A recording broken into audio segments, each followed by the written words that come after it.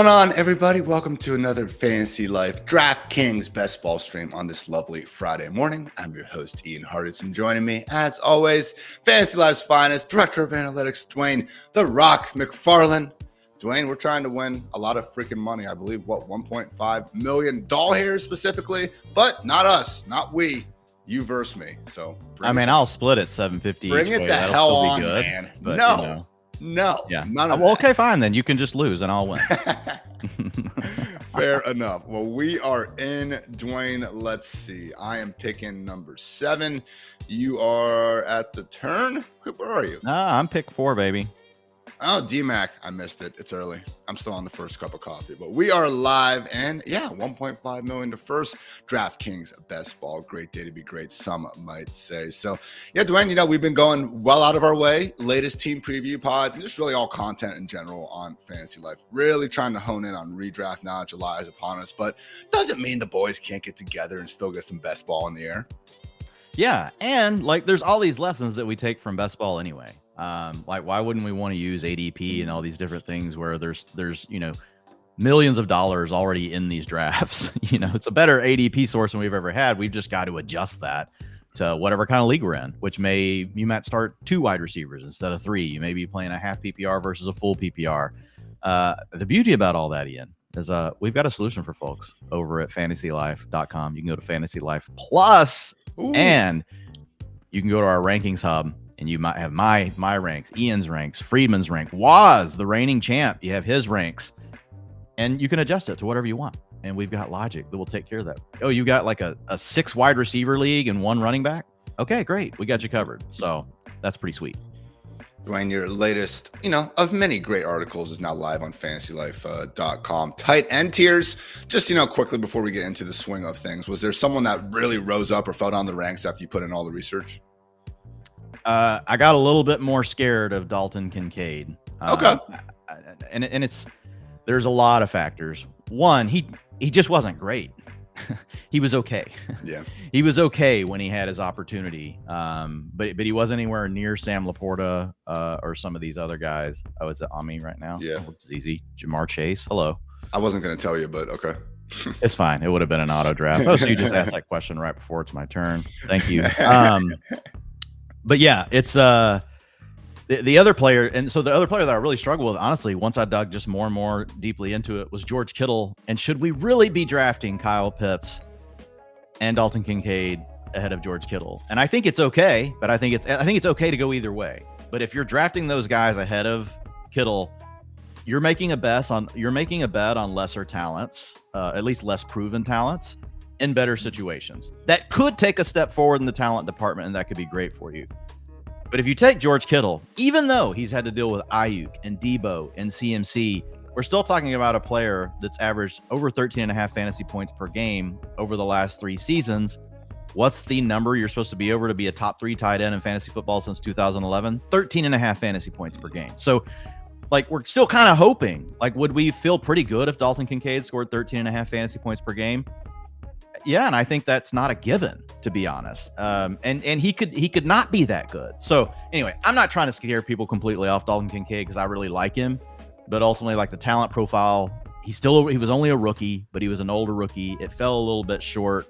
We're really depending on a big uptick in the situation. And don't get me wrong, if he gets it right, he has a higher ceiling than Kittle. But I think us just assuming that he's going to reach 13.5 fantasy points per game, there's some risk in that, in my opinion. If their targets wind up close, it could very easily end up going again. Kittle's the better player. Kittle, so. Could you imagine if Kittle played on Buffalo? He would be tied in 1 tier of his own. That's what I'm saying. That's what I'm saying. There's a difference. Okay. I'm between Chris Olave and Jalen Waddle. I'm going to go with my guy, Chris Olave. I kind of go back and forth between the two, but yeah, through 2, I'd rather have Olave. Yeah, Bijan and Chris Olave. By the way, Joe Metz in the same draft as us. Shout out, Joe. Oh my God. Fantasy Life representing. Content connoisseur. Dwayne, you're on the clock. What are we doing? Chan, easy. Yeah. I was hoping to get back to me, and by hoping, I knew 100% he wasn't going to. But there you go. You have a, I saw shout out Towley, I think it is, always in the best ball fantasy Twitter streets. He was saying Achane 1 in 50 chance of just breaking, fantasy football this year. Might even be lower, Dwayne. I mean, it might even be higher, I should say. I was going to say lower. Don't say lower. Don't say lower. I mean, I wrote an article, about that, earlier this week. Like, basically, Playmakers was the focus, but essentially the idea being that even if these guys don't hit their ceiling like we think, they're so crazy efficient, and even though we think their efficiency is going to regress, they're big time playmakers. They could still pay off their ADP in part-time roles. Yeah. You know what I mean? And it might not be exact. You may come in a little lower than where you're drafting them, but their ceiling is still much higher than where you're getting them. In my opinion, we are drafting, the more I've thought about it, Achane. By the way, you were drafting. Yeah, we're drafting Achane at his floor. Yeah, I know who. Yeah, I'll tell you who I'm drafting. Malik freaking Neighbors. Oh, did you have to?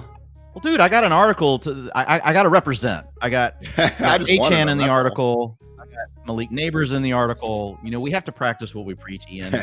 People, that's what they're here for. They want people that have conviction about their takes, and I think we both have that. Nah, you're right. I was just hoping he'd fall back to me. Easily one of my highest drafted players of the offseason, Malik Neighbors, who honestly, if we look up, in December and he is just flying past 150 targets, would not be shocked. So I am on the clock. Devonta Smith, DJ Moore, 27, pick 31. Decent value on a falling Devonta. You know what? I'm just going to go ahead and scoop that up. Devonta Smith, come on down. Only 4 picks past ADP, but that would have been my pick if I didn't take Neighbors. Yeah, I was looking at DJ Moore and company, but there really is something to be said, Dwayne. We talked about this in our Eagles preview pod. I'm not saying that the Eagles are going to abandon the run or anything like that, but my God, man, adding Kellen Moore, someone who has flirted with the high pass play rates in the past, and someone that can just make things a little bit easier in this Eagles offense. Because, again, no motion. They've been dead last in the league over the past few years. Like the route concepts. Eagles fans have been watching this and just infuriated them, I know, last season. So, God forbid we make life a little bit easier on some of the best playmakers in the NFL, Dwayne.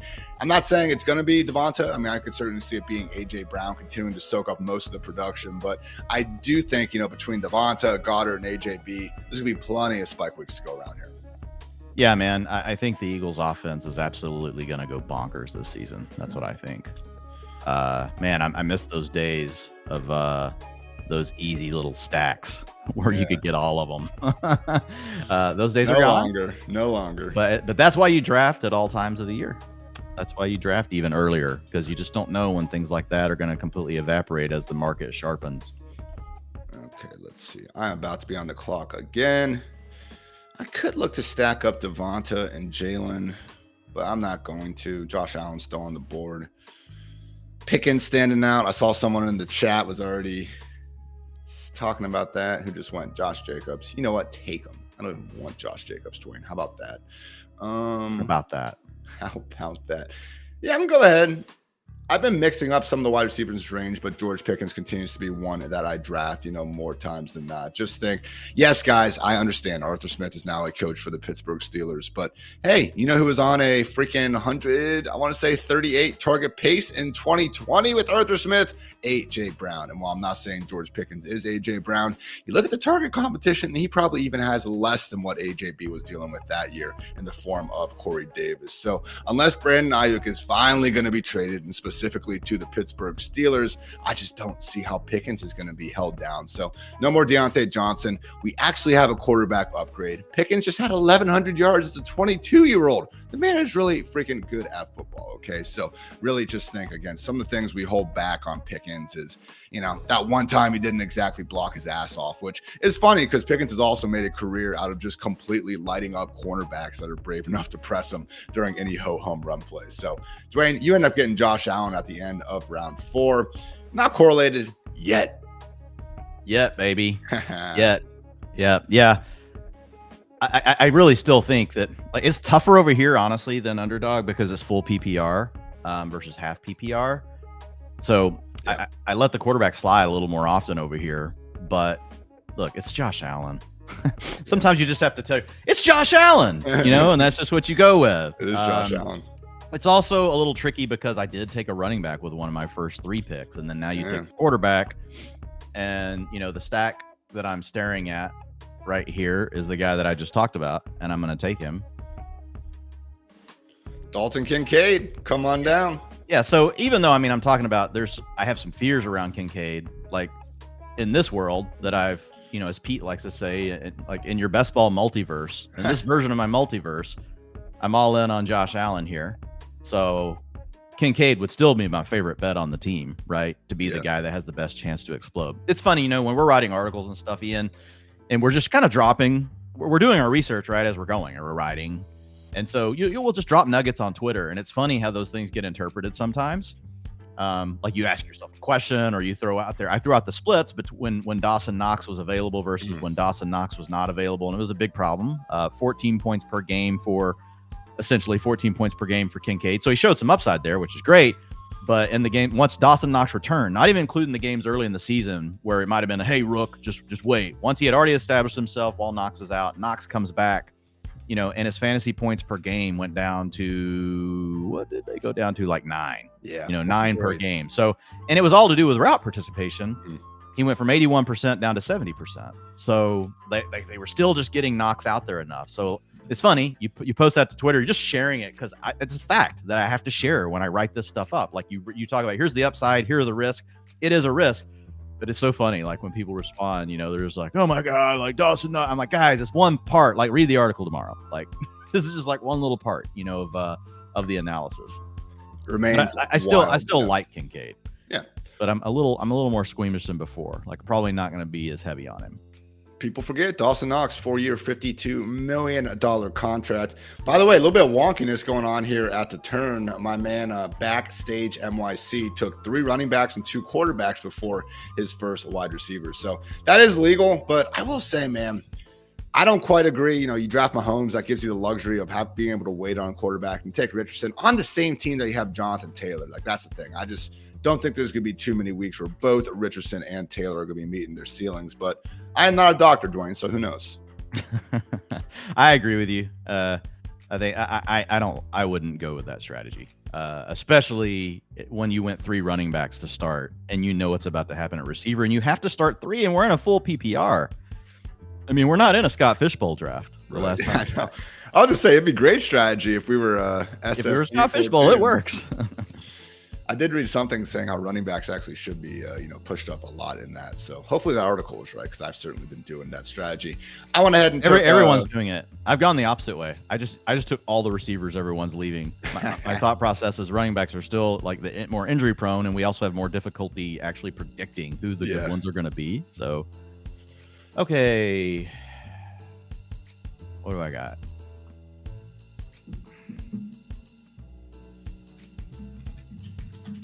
All right. Let's do this. Ooh, Dwayne goes Christian Watson. We'll hear more from Dwayne on that right after we get back from this quick little ad, guys, because as you can see, we are playing over at DraftKings, and we do have a great deal for everyone listening right now. All new customers who bet just $5 will get $150 in bonus bets instantly. All you got to do is download the DraftKings app now and sign up using our promo code FANTASYLIFE. That's right. Again, new customers who bet just $5 on anything will receive $150 in bonus bets instantly. Stay in on the action. Use your $150 in bonus bets on DraftKings same game parlays for a shot at an even bigger payout. Combine multiple bets together from the same game and watch the odds skyrocket. Sports betting is not yet available in your state. Don't worry. DraftKings is the one-stop shop for all things daily fantasy and best ball, as you can see here, where you can join in on all the fun and have a shot to win cash prizes. Download the DraftKings Sportsbook app now. Again, new customers use our promo code FANTASYLIFE and bet just $5 on any wager to get $150 in bonus bets back instantly. That's promo code FANTASYLIFE only at DraftKings Sportsbook. The crown is yours. We have made it back to Dwayne, who, again, I don't want to say didn't do himself any favors, but went running back, quarterback, and tight end inside the top 5 rounds. So accordingly, only have so many draft picks, had to scrape the bottom of the barrel just a little bit to get, Christian Watson there before the wide receivers fell off a cliff. But Aaron Jones after that, Dwayne. So you are, breaking one of the, quote unquote rules of best ball without getting 4 wide receivers and 7. What's your comment? Yeah, I mean, I was torn on the last pick, but I'm fixing to really get jammed up here on what I've got to do. So I have a specific player that really needs to be my next pick if they make it to me, and they're at a certain position. And so just looking at the way the board is gonna play out here, it could have been a challenge. So I mean, I considered going with Roma Dunze at that pick, which would have worked instead of Aaron Jones. But with what I need to do at my next pick, like I felt I needed to go ahead and take Jones because I wasn't going to be able to take a running back with my next pick. So, wow, Dwayne thinking multiple moves ahead. Everyone, and we'll see. Someone's probably just going to take this player. It'll probably be you. I'm building a lineup right now where I had a couple go this way yesterday, actually, but sometimes, Dwayne, you just end up looking at your wide receivers, and every quarterback is kind of a late rounder. So I'm going to end up having to really go after, I think, a select gross group of quarterbacks, around 14. Those are some of my favorite builds. I don't hate it, man. Now, again, they need to go my way because the way this build gets messed up in a hurry is if, again, those late round quarterbacks end up getting sniped. But, we'll see what happens. Guys like Bryce Young, Russell Wilson / Justin Fields, Derek Carr might just, be relying heavily on these guys, which I will admit, Dwayne, sounded a bit better in my head before I had to go ahead and say it out loud. Yeah, I understand. I feel you. All right, as we get into round 8 now, your boy has 5 wide receivers. So, again, I see people pounding wide receivers all the time, on various best ball platforms. And, again, if you do get 4 or 5 at this point, okay, you got them. We don't need to get 8. We got 5. I'm probably going to add 2, maybe 3 more because we go 20 rounds, but I'm going to wait quite a bit now unless I see, big time value. So that'd be funny after that spiel if I just immediately see another wide receiver I want. Oh, I know who you want, Dwayne. You need Curtis Samuel, but I might freaking. Well, don't say it to every freaking one. Could you just keep it in your head? Jesus. Oh my goodness. Look at these running backs. Why shouldn't I have nice things? Sorry, Dwayne. Curtis, come on down. I knew you were going to do that. I think Curtis really is. He should be going ahead of JMO. Curtis is the tier break for when wide receivers get gross. That's just a fact. Whatever. He can get Shakur. Cry me a freaking river. Keon Coleman, he's got to be gone. Yeah, he went round 6. Still, I mean, Keon getting the benefit of the doubt over these guys. Like, you just look at, you got Rashid Shaheed. You got one of the best wide receivers in football. You should be I'm fine with the player. I would rather have Rashid Shaheed than Curtis Samuel, but like on this build, I wanted Curtis Samuel. So yeah, that's fair. And I don't think Shakir's worth taking over. So whatever. If they take Shakir, I really don't care. I've got Dalton Kincaid. I don't have to stack this team anymore. Yeah. It was just it would have been my bonus. But cool. I knew you were honestly my biggest worry with Curtis Samuel because you're such a homer on him. So my thought process now, like I really should have gone Odunze. Not Ian, you're a sharp guy. You knew Curtis would be a good pick. It's just homer. But hey, you know what? I'll take it, Dwayne. I'm sorry, I didn't mean it that way. I meant you love Ohio State. Of course, I do. You have the right reasons for liking Curtis. You know that I know that. I know. You know that I know that you know that I know. All that. Making all the sense here. Guys, this is first cup of coffee for at least your boy, maybe Dwayne as well. He's not me too. A little earlier, so. Me too. Okay. I slept in a little bit this morning. It's wow. been a 6 a.m. week every day, so I was like, I'm gonna hit the snooze button. Amanda loves that when I hit the snooze button.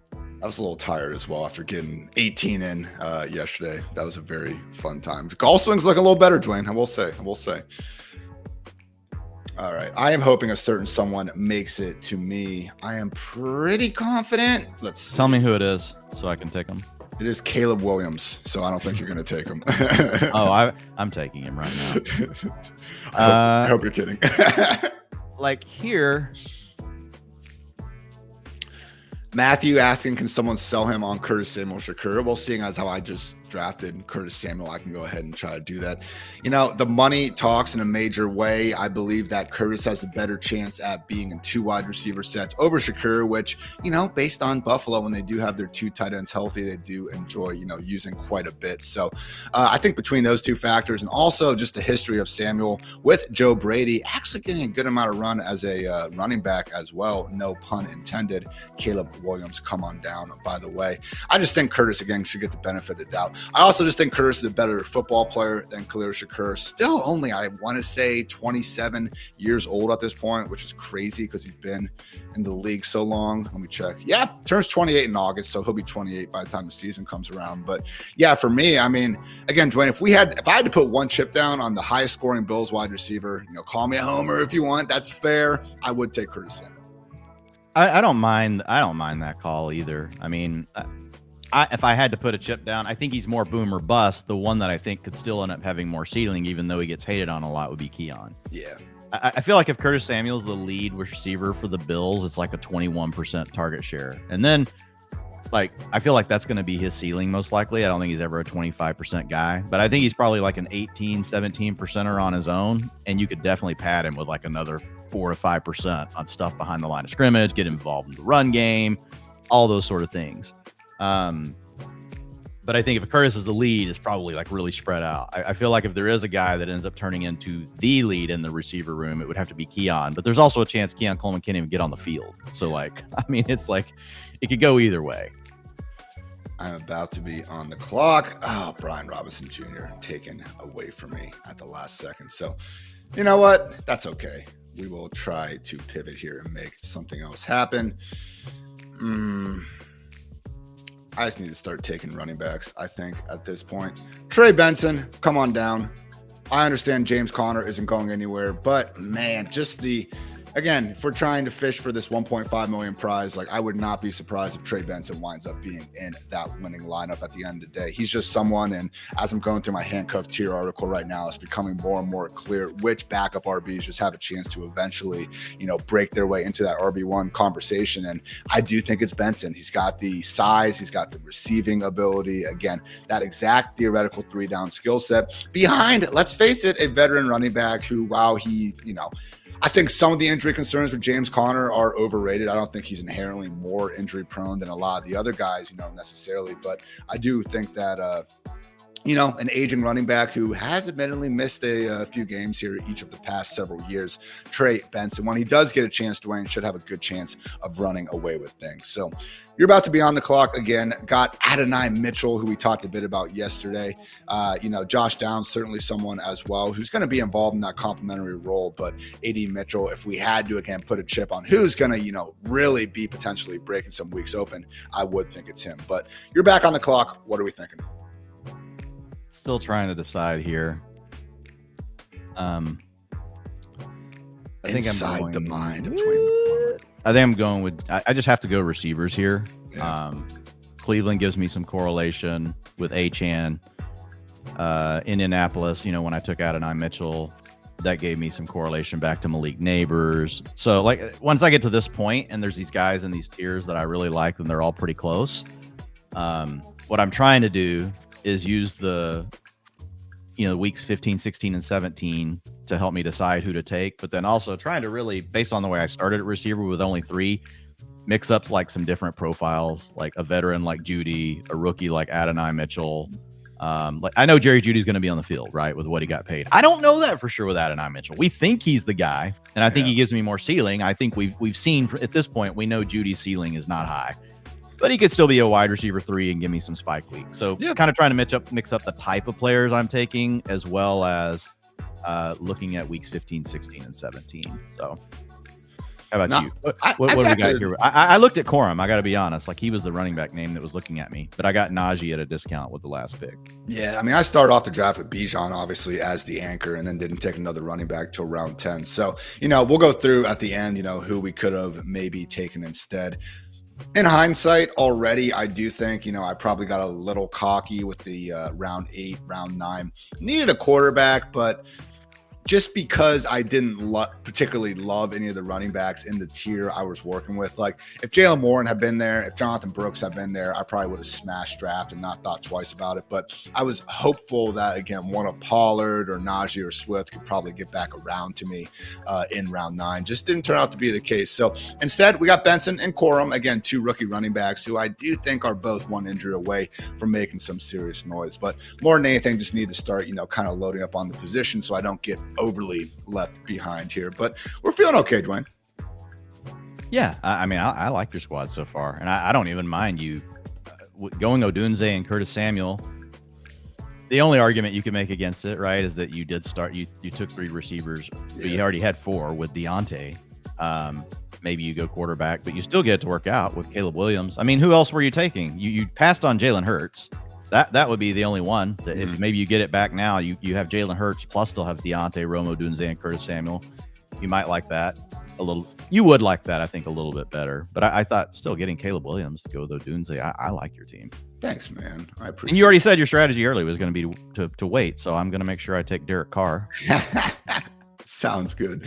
Because I do have Rashid Shaheed, so it's just so you know. I got you. You may have to reach a little. That's all I'm saying, Harditz. All right, I'm going to go with the running back here. Let's go with Kendre Miller. Come on down.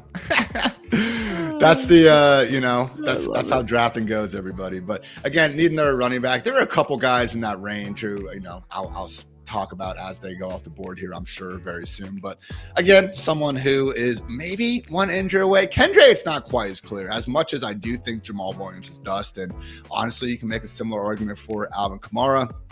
Both those guys still do have plenty of millions of reasons why the Saints might continue to feed them. So I believe the Saints have the NFL's most expensive backfield, which is, you would think would be at least a sign that they have some really good running backs there, but certainly was not the case last season. But Kendre is just someone who sadly was dealing with one rough injury after another last year. So only got to end up seeing about 51 total touches. I'm not going to sit here and try to make a ton out of those touches, but I do know they spent, again, day 2 capital on a reason for him last year. And, if we're just looking at depth charts and saying, what are the backups we want to be targeting, it probably would be someone behind 2 arguably crusty veterans who just aren't going to be making a ton of noise. So obviously did draft Chris Olave earlier. So now really going all in on Derek Carr. What the hell could go wrong with that sort of mindset? So Dwayne, you got Marshawn Lloyd. He was one of the running backs I was considering, but similar to Kendre, man, it's not that I'm down on Marshawn Lloyd. I drafted plenty of them, but I do think people would be annoyingly surprised at how involved A.J. Dillon could maintain if we see Josh Jacobs go down. That said, Lloyd would be the favorite to have that Aaron Jones pass down role. So still the preferred handcuff for sure.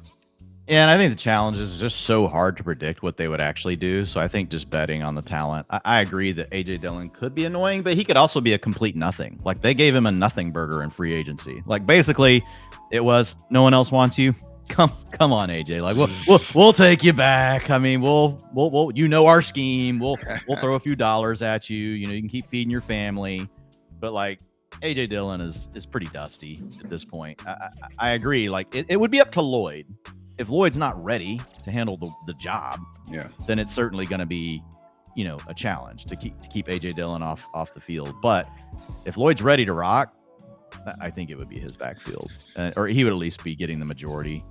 AJ Dillon, man, talk about disappointing. Even when we've got the glimpses of, oh, look, he's going to have the role this week, and it's like a complete turd every time. Yeah. Look at his thighs. I mean, how could you not just be in on? I don't get it.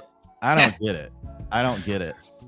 Marshawn Lloyd, though, I mean, look, you don't see too many running backs that are 5'9", 220, 4'4", 640, and actually have – it wasn't the most robust receiving profile. It was a smaller sample, but the small sample we did see was pretty freaking fantastic. Again, actually being used down the field a bit with the, Trojans last year in particular, does seem like Marshawn Lloyd has potentially a nice little ceiling. And I know the Packers coaches have really talked at length about him bringing a different element to that backfield, even more so than what Jacobs brings to the table. So, hey, again, maybe more like 2 injuries away from breaking fantasy, but hey, I can see, Lloyd still flirting with top 15 sooner rather than later if we do see Jacobs go down. So I got Xavier Leggett. So, Derek Carr and Bryce Young. What if they're good? That would be the name of my team right now. What if Derek Carr and Bryce Young, in fact, don't suck?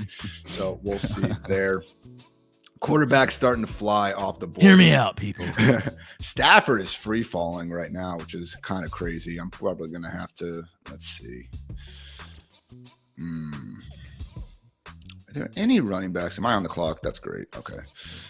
Probably need one more running back here. The joy of talking through these things. I know, right? Trying to entertain while you're drafting. It's a skill set. I already got Bijan, so we're going to assume he's going to be sweet. So I'm going to take Antonio Gibson right there. Someone that, again, at cost, I've been drafting plenty of. I think if Ramondre Stevenson goes down, we're going to see him, certainly have a chance to get that 3-down roll. I think it's actually a lot more clear for Gibson than it is some of these other guys. But the risk I did take there is, Carr and Bryce Young are fairly, early up in the queue. But most of these teams in front of me, especially after these last 2 picks, now do have 2 quarterbacks. So I wouldn't quite get it if any of these teams feel like taking, Bryce Young or Derek Carr. We got team 1 and team 6. That would be with 3 quarterbacks. But you know what, Dwayne? Stranger things have happened. So I like your Tyler Algier pick. Spoiler alert, he is one of the guys, I think, as I was going through my first kind of draft of the handcuff tiers, that really stood out to me as a guy who, again, isn't being priced up with the Corums and the,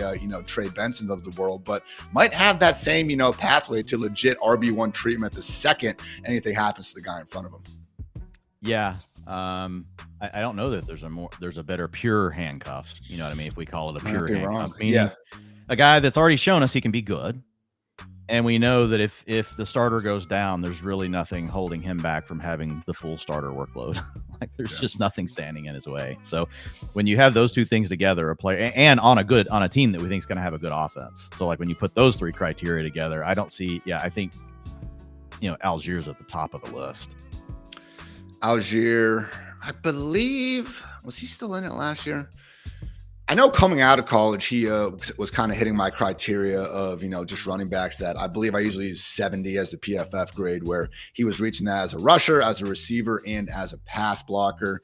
Last year, I want to say it was Tajay Spears, Derrick Henry, and Tyler Algier were the only 3 that got it done in the NFL last year. So yards per carry did fall off a bit relative to what we saw as a rookie, but I do think a good portion of that was due to, at fantasy managers, getting really annoyed about it, but it happened, really was being used a lot more in short yardage situations that weren't exactly lending themselves to these high yards per carry totals. So luckily, guys, again, I waited. I kind of had my stacks neutralized as it was. So now I can take Derek Carr or Bryce Young.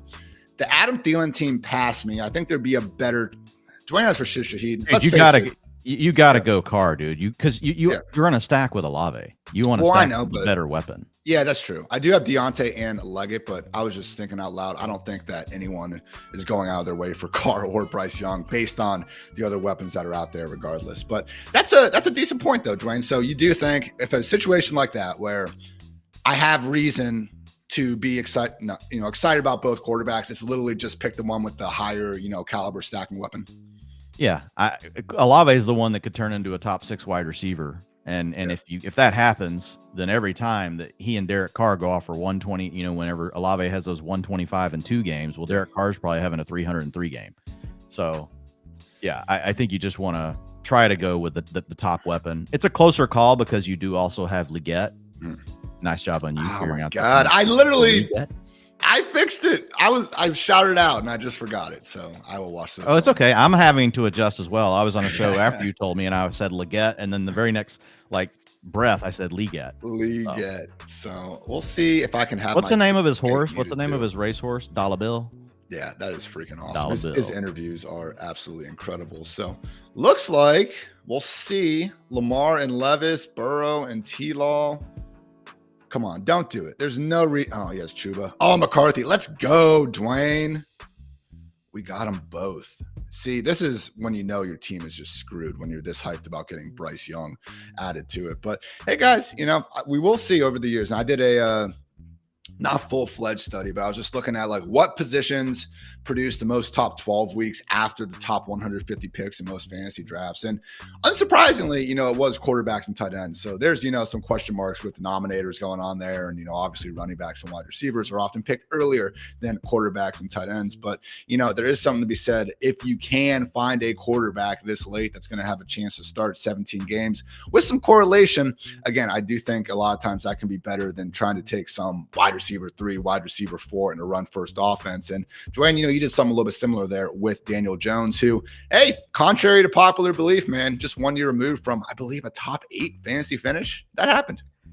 Yeah. And it's just, I have Malik Neighbors, so, I mean, it's just that it made that part easy. I was really torn there. I thought I would get one of Jonnu Smith or Tyler Conklin coming back. Wrong. And no offense. That's okay. You get in those tight spots. I'd rather have the quarterback stack. You know what I mean? Yeah, I'm with you. Where'd Taysom go? Round 13, Taysom. Got to watch out in the DraftKings streets. Taysom does have that tight end eligibility. And as Dwayne brought up, I feel like I covered our bases in 2023, bringing up that, Taysom didn't have that week winning upside the same way because Jameis Winston was the backup quarterback. And here we are in 2024. Dwayne's reminded me that Jameis is out of town. All of a sudden, if something does happen to, Derek Carr, maybe we see Taysom Hill actually go ahead and get that featured role. So I am back on the clock. Isaiah Likely just went. These tight ends are absolutely gross. I have Mark Andrews, so I'm just going to deal with that later. Look back at running back. This is where things get absolutely ugly. But I'm going to take Clyde Edwards-Helaire, someone who, again, I think is a pretty underrated handcuff option. So kind of flung that one. I'll be honest, Dwayne. Wasn't overly ready there. But Clyde Edwards-Helaire, come on down. We'll see what happens. Dude, again, go into your handcuff stuff. Look, we all know Clyde Edwards-Helaire is bad at football, so he can't be in the same tier as Algier. So, but if you're just talking pure clean path to getting the touches, and Isaiah Pacheco is a man who runs angry on a mission. Yeah. Will it surprise me if he misses time this year? Absolutely not. And all of a sudden you're in the Chiefs offense and you have Clyde Edwards-Helaire out there getting 70% of the snaps. Guess what he's going to do? He's going to score fantasy points. Yeah. And they have found very clever ways to keep Clyde Edwards-Helaire engaged when they're in the red zone. Andy Reid, obviously, always going to dial up some cool shit, letting his players, do ring around the rosy, pocket full, but whatever the hell that stuff is that happens. I don't know. It's good, though. That's what I know. It works like half the time. The other half, it just doesn't, but it's Andy Reid, so we kind of cut him. We're like, oh, Andy, man, he's brilliant, dude. So, guys, last year we actually had 2 full weeks without, Isaiah Pacheco, and Jerick McKinnon, current free agent, by the way, did his usual, scoring a touchdown on 8 touches BS, but hey, it actually was Clyde Edwards-Helaire clearly leading the group. The rugby guy they signed that I know a lot of people were worried about taking the RB job, per camp reports, just purely being used as a kick returner at this point. So really does seem like CEH is going to be the guy. And again, weeks 14 through 15 last season, Christian McCaffrey, 58 PPR points, CEH and Jerick McKinnon, 57.8. So basically, Dwayne, what I'm saying is that CEH is Christian McCaffrey. That's all I'm saying. I think it's some really good research, to be honest. You should definitely put that out there. You're not promoting that enough. No, not even close to it. So I do remember the CEH rookie year, and like, how high did that ADP get? Middle of first round. The Andy Reid running back theory. I would love if the questionable Juwan Johnson falls one more pick. But now that I said it out loud, oh my gosh, Dwayne, you should have seen it. I was getting sniped left and right. I did a solo stream on Wednesday answering a lot of questions and stuff. And I said the name out loud a couple times, got sniped. And I was like, you know what? That's on me. 100%. And then the next time I was like, all right, guys, not going to say the name, but there's a certain young ascending wide receiver, and then just boom, sniped, immediately. So that's just the way things work when you are streaming with this. But shout out Hoosier Devos, Cordero Patterson going to be wide receiver 2 in Pittsburgh. I love whenever there's any minute news about Cordero Patterson, I find out immediately because all of you lovely people mention me on Twitter. So thank you guys for that. But yeah, man, $6 million allegedly, maybe a little bit too much money to give just a pure kick returner. So no, I don't think Patterson's going to have any standalone value or anything, in the Steelers offense, but could he carve out 5-6 combined carries and targets per game? I'd probably take the under on that, but I can see him pissing off Najee and Jalen Warren managers a few times at a minimum. Yeah, for sure.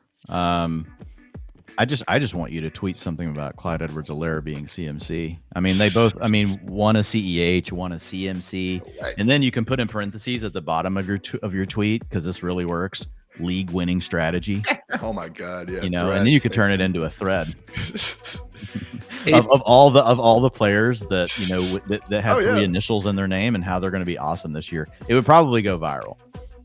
That's all we can really hope for in the year 2024. Abe Fuzzy's going to do his first best ball entry this AM. Good luck, man. Yeah, again, just we have a really cool mock draft simulator. There's nothing wrong with mock drafts, and again, I think I am a little bit biased, I will admit, but the cool thing with ours is just the ability to really customize it specifically to your league. But otherwise, guys, again, can't recommend enough, getting in these streets and trying to just get some live reps going with other people who actually have money invested. Even if it's $3, like, you're just going to have people going through every round. It's not some of that BS that you get, in certain sites, mock draft rooms where everyone's more or less, giving up there sooner rather than later. So I am back you on know the what's the clock. word that comes to mind when you watch Javon Baker's film, Ian? Dog. Yeah. Yeah. He's a freaking dog, man. It really Like is. So I is got to this be guy. honest, one of my most favorite players in this, this draft process to just watch. Sometimes, Dwayne, sometimes I spend my last two picks really focusing on correlation and things like that. And other times I just look at Greg Dortch and I hit draft because that man is freaking good at football. And you did get correlation. I did. By with accident. Carolina. You got it with Corum in week 17. Do you have any Patriots? If you did, you got that in week 15. I got Gibson. Yeah. Wow. Well, there you go. You got a dog and you correlated across all. Like, if he's a dog, though, like, what is he, a Chihuahua? Dortch. Well, I don't know. And remember, keep in mind, Maybe. it's not the size of the dog, it's the fight. It's the fight. It's the size of the fight in the dog. So it's okay. You could still call him a Chihuahua. Oh my gosh. Historical anomalies. If you're How would Greg Dortch's bark sound? I am not going to imitate that right now. It's too early. Too early. It definitely wouldn't be deep. Come on. Let me get a couple beers. You're a dog lover. I bet you could nail it first. Let me get a couple beers of me later, Dwayne. I'll send you and only you the video of my Greg Dortch bark. But guys, we are rounding out into round 20. Let's see. We'll go through the teams at the very end, but I have 3 QBs, 6 RB, 8 wide receivers, just 2 tight ends, but that is the luxury you get when you get Mark freaking Andrews early on. So I'm probably content just to take the best player, but if I can get a running back still, would prefer that. So these are some of the gross guys you see at the end of round 18, but out of, again, maybe Clyde Edwards-Helaire, obviously I'm a little bit biased there, but Madison, Dwayne, if Zamir White isn't great or if something happens to Zamir White, I know it's ugly, people, but Alexander Madison, next man up for the Las Vegas Raiders. I didn't get a jet. Would it make really good content if I clicked on Alan Lazard? I mean, I have Buffalo. Don't do it. Don't do it.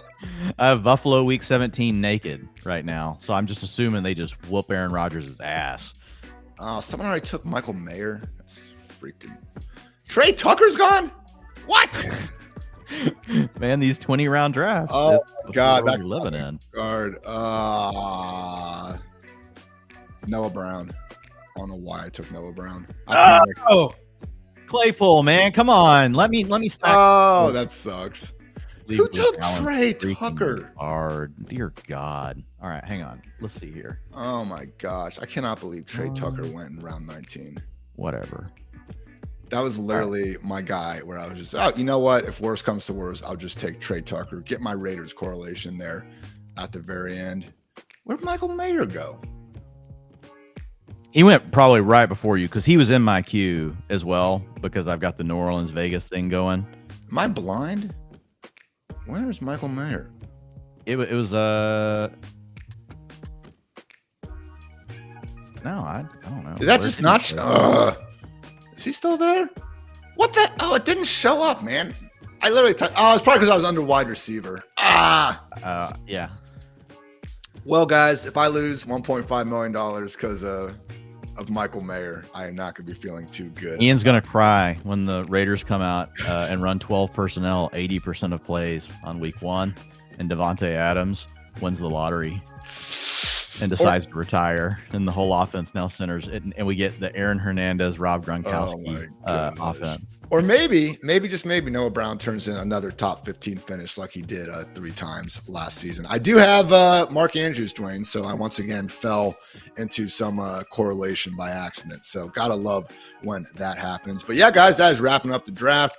My squad again started with Bijan and then filled up on my wide receivers. Olave, who we later were able to stack with Derek Carr and Juwan Johnson. Devonta Smith, George Pickens, Mark Andrews as the elite tight end after the rest of them were pretty much gone. Deontay Johnson, later Xavier Lee, and Bryce Young to get some more stacking. Roma Dunze and Caleb Williams. Curtis Samuel because he's good at football. And I was able to also, big time secondary reason, screw over Dwayne. So gotta love when those two, worlds collide. Trey Benson, Blake Corum, Kendre Miller, Antonio Gibson, CEH as my handcuff running backs. And yeah, got Juwan Johnson late as my number 2 tight end. Would have preferred to get Michael Mayer at the very end, but I got Greg Dortch, Dwayne, so I can't be, too sad overall about that. But yeah, in terms of, just anything that I really wish I could have back, I mentioned it before, but As much as I am fine going with Hero RB, it probably I think I would have liked my team better if I could have just maybe swapped out one of these 6 wide receivers with a running back at a certain point. Like even if I just took ETN over George Pickens, I think I would have been feeling a little better, with a slightly. Could have taken Raheem Mostert over Curtis Samuel. Yeah, could have done that. You probably like me more as well, which, I do enjoy. So, again, just maybe a little too wide receiver heavy, which is ironic because I know I was literally talking about after round 5 or 6, not getting too carried away with wide receivers. But, Dwayne, I become my own enemy or some shit like that. So, what do you think of your team? I think it's fine. So, I mean, my quarterbacks are Josh Allen and Daniel Jones, both stacked. Allen with Kincaid, Daniel Jones with Malik Neighbors. Didn't get any kind of bring back stuff with the Jets, but whatever. Running backs, Achane, Aaron Jones, Najee Harris. Nice. And I got a deal on Najee. I don't take Najee that often, but past ADP, it's like, okay, I'll do it. Yeah, round 9. I'll always click on Jaylen Warren. So I need a little bit of Najee just in case this stuff goes sideways. Then, obviously went more for the backups with the upside. Marshawn Lloyd, Tyler Algier, Ray Davis. Ray Davis is a guy that like we both like James Cook and we're scared that we're not drafting enough of him. But like what a surprise at some point, like if James Cook plays his way out of it and Ray Davis is really good in camp and all those things. He can catch the ball too. Yeah, he can catch the ball. He's not great. Like he graded out lower in that area, but he can be out there on all the downs. Yeah. Let's just say that. I think you could trust him out there. So I feel pretty good about the running backs. Receiver is where, I started with Chase, obviously. I come back when I grab Achane, and then I come back with Neighbors. And then I went with Josh Allen and the Kincaid stack. So once you've taken a running back, and then you turn around and take a quarterback with the tight end stack, makes it tough. It gets really tricky in a 3 wide receiver starting format, this PPR, because they're all going to go. It got to me, and I had the choice between Christian Watson and DeAndre Hopkins. And I went with Watson. That's the right choice. Going pure upside. Yeah. And just the research I've done on the receivers, I'm pretty worried about Hopkins overall. I think there's a real chance like he could hit a cliff. And Will Levis, what if he throws for 210 yards a game? Like that's a possibility. And you're going to have to, and then you got to battle now, with Calvin Ridley for targets. So it's, when you make a bet on the Tennessee offense, I'm fine making a big bet and like correlating and grabbing a bunch of them and just saying, in this world, Will Levis goes nuts. But like when I'm isolating down to one pick at a time, I get a little bit worried, especially at the price tags that you have to pay on those guys. And they're not terrible, like relative to receivers, but just overall, like opportunity costs with those guys. Kincaid already talked about, he's stacked with Josh Allen. Well, I guess I should finish my receivers. So after Watson, I come back with Rashid Shaheed. He's averaged over 12 fantasy points per game in PPR in games where he's played at least 70% of the snaps over the last 2 years. Player that should also, be on the field more, I think, this season, Ian. And probably in 2 wide receiver sets. I think we're going to see more motion. I think there's a chance that with Kubiak, we see more use of him around the line of scrimmage, too. Like he could be the guy that makes sense to just hit the little bubble screen with. Let him play underneath that zone coverage, not just using him downfield. Then I come back with Adonai Mitchell to give me some upside, wide receiver that also correlates with the New York Giants. Come back with Jerry Jeudy, more of a veteran that correlates with Achane. Didn't really want Josh Downs and Adonai Mitchell on the same team, but I needed receivers, and Josh Downs last year in the 8 games before he got hurt, Ian, was a wide receiver 3 in fantasy land. He's weirdly cheap on DraftKings compared to some other sites as well, so it was good value. Yeah. And injures his knee last year, and he wasn't near as good after that. And that's bringing down like his overall stat line from last year. But there's also the scenario where just one of these guys ends up really being the 2, and I'm fine. I got it. Yeah. And then if one of them gets injured, I still have the other. So, I mean, there's lots of ways that plays out. And then the only other receiver I took was Javon Baker, who we already talked about. He's just a dog. New England, I get a little bit of correlation. I get that in week 16. I don't get it in week 17. And then at tight end, Kincaid, stacked him with, Josh Allen. Then I come back with Okonkwo. I don't normally take 3 tight ends when I take someone like Kincaid as early as I did. And I made a bet on him, but it was also correlated with Allen. So it's fine. I went ahead and best pick on the board at the end was Zach Ertz, in my opinion. And he correlates with 2 other teams in weeks 15 and 17. So I've got Kincaid, Okonkwo, and Zach Ertz as my tight ends. And I feel pretty good about the correlation. One thing I think about with it, Like I didn't correlate anything with Jamar Chase. But that doesn't even bother me. Like Jamar Chase is Jamar Chase. Jamar Chase can go off for 200 yards and 3 touchdowns in a game where the other team doesn't even score. Whenever. You know what I mean? Like he's Jamar Chase. I think he had the single highest scoring wide receiver game last year when he went bonkers against the Cardinals, right? Yeah. And Achane, same thing. I don't even think the other team has to do anything for Achane to go bonkers. I think as I start to get, I still want to try to correlate with those pieces if I can, but I don't go out of the way. Where I really start to even think more about correlation is later in the draft, like when some of these wide receiver 2s and 3s. So I really tried to correlate that Giants Indy game in a world where Malik Neighbors is going nuts, and the Colts are keeping up. Like that probably means one of Adonai Mitchell and Josh Downs is having a good game. Since Michael Pittman's not like he's going to get catches, but he's not like this guy that scores a ton of touchdowns. So maybe I'm galaxy braining some of that stuff, but I feel pretty good about the squad. I will say I feel way better about my drafts when I'm not doing them on air. Like when I am just 1,000% dialed in and thinking about all my picks. But I feel pretty good about this one for being on air and talking about it. Yeah, I mean, that's why things happen. Like, I don't realize Michael Mayer is staring at me from the top of the tight end queue, so I drafted Noah Brown instead. But my only question, Dwayne, for your team, like if Lab McConkey had still been there at 7-4, would you have taken him over Aaron Jones? No. I would have taken no. I'm taking Odunze if I don't take Aaron Jones. Okay. Because that's the only area that I'm like, well, and I am lower on Jones, so maybe that's just, me speaking on that. But in Minnesota, Green Bay, I went back to back on those picks. That's true. That's week 17. Minnesota was also leaving me open to come back for Seattle, and Seattle would have also correlated with Green Bay. If you could have gotten Addison there, would that have changed your mind? Yes, I had Addison in my queue Gotcha. at that time. So I didn't really want to go running back there. But I was looking ahead to my next pick, and I knew it needed to be Curtis Samuel if he was available. So that would probably push me off of a running back. Yeah.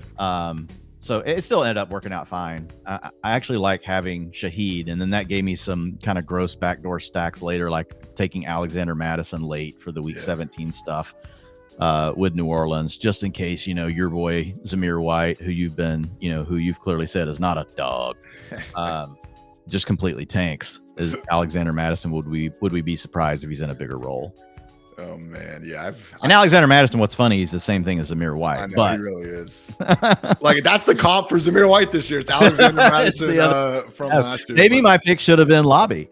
I don't know. Dude, the funniest part about that, the pushback I got, I was expecting more people would just be like, Zamir White is awesome. You don't know, shit about Dick and everything. But people were actually like, what do you mean the Raiders offense isn't going to be really good? Like that was the pushback I was getting. It's like, I mean, come on, that's not a hot take at all. I had some funny pushback on the Kincaid thing yesterday. Some people get real like smart ass with you, and sometimes we'll kind of do it a little bit back. I try to just mostly be cool with people. Yeah. I used to be a little rougher back in my early days of Twitter. But we all were. A guy was like, I was talking about Kincaid, and he's like, yeah, watch the film, bro. And so, I replied, I was like, well, let me know when they release new film. I've watched all the routes from last year. And then he comes back, and the dude says, okay, now go watch it again, but don't just watch the wide receiver. Also watch the quarterback, and then erase Stephon Diggs from the offense, and now come back to me. And I'm thinking, like, dude, you've not done any of this, and you want me to go do this? Come on.